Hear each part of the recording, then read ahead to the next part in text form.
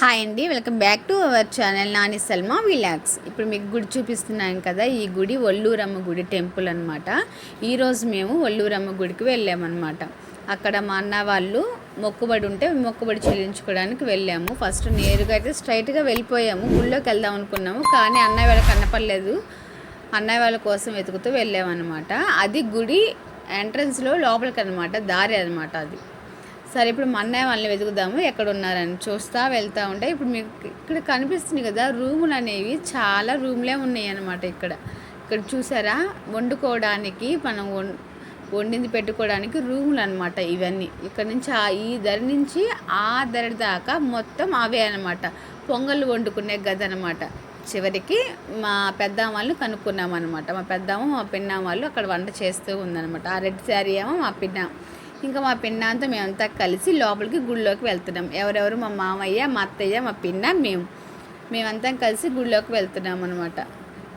గుళ్ళోకి వెళ్ళడానికి కాలు కడుక్కొని లోపలికి వెళ్ళాలి కదా, అందుకని కాలు కడగడానికి వచ్చేసామన్నమాట. జస్ట్ ఫస్ట్ అయితే మా అన్నయ్య వాళ్ళ కోసం అంతా వెతికేసాము. వెతికితే కనపడలేదు. ఇంక గుళ్ళో ఉండాలని చెప్పేసరికి గుళ్ళోకి వెళ్ళామన్నమాట.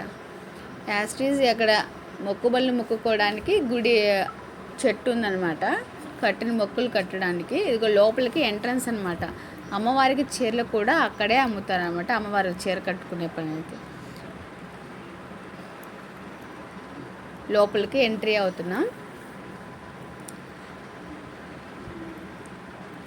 లోపల ఎంట్రీ అవ్వగానే వాళ్ళేమో వీడియో తీయద్దు అన్నారు. నాకు ఒక డౌట్, చాలా రోజుల నుంచి గుళ్ళోకి వెళ్తేనే వీడియోలు తీయద్దు అని అంటారు కదా, ఎందుకు వీడియోలు తీయకూడదు? ఏమవుతుంది వీడియోలు తీస్తే? కొంతమంది వీడియోలు తీసి దొంగతనం చేస్తా అని చెప్పి వీడియోలు తీయద్దు అని అంటారా, లేదు దేనికి నాకు తెలియదు.